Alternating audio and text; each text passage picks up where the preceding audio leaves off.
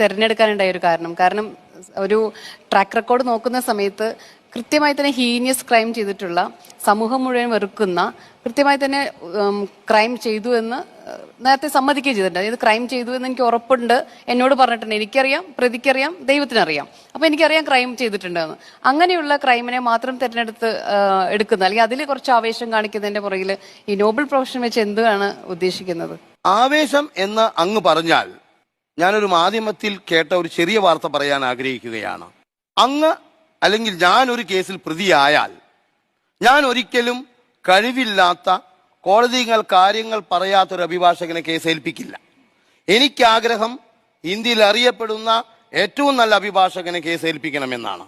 അവിടെ അങ്ങോ ഞാനോ പൈസ നോക്കാറില്ല. ആ പറയുന്ന വ്യക്തിയുടെ അടുത്ത് ചെന്ന് സമയം ആവശ്യപ്പെടും. ഞാൻ വളരെ സന്തോഷത്തോടെ പറയുകയാണ്, ഇന്നലെ ബഹുമാനപ്പെട്ട ജില്ലാ കോടതി കാസർഗോഡിൽ ഒരു പ്രതിയെ കൊണ്ടുവന്നിരുന്നു. പ്രതിക്ക് അഭിഭാഷകനില്ല.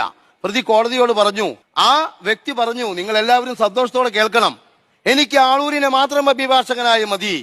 എനിക്ക് എന്റെ പ്രൊഫഷൻ മടുത്തു എന്ന് തോന്നുമ്പോൾ ഞാൻ ഈ പ്രൊഫഷൻ അവസാനിപ്പിക്കും. എങ്ങനെയാണ് ഇപ്പൊ ഇത്രയധികം ക്രിമിനൽ അഡ്വക്കേറ്റ്സ് ഇന്ത്യയിൽ പ്രസിദ്ധരായവരൊക്കെ ഉണ്ട്, പക്ഷെ എന്തുകൊണ്ടാണ് അങ്ങയുടെ പേരിന്റെ കൂടെ ഇത്രയും വലിയ ടാബു വരുന്നതിനെ കുറിച്ച് എപ്പോഴെങ്കിലും ചിന്തിച്ചോ? ആ രീതിയിൽ അതിനെ ഒന്ന് ഹോണ്ട് ചെയ്യുകയോ? കാരണം നമ്മളൊക്കെ ആഗ്രഹിക്കുന്നത് ഏറ്റവും കോർട്ട് ഓഫ് ജസ്റ്റിസിനെ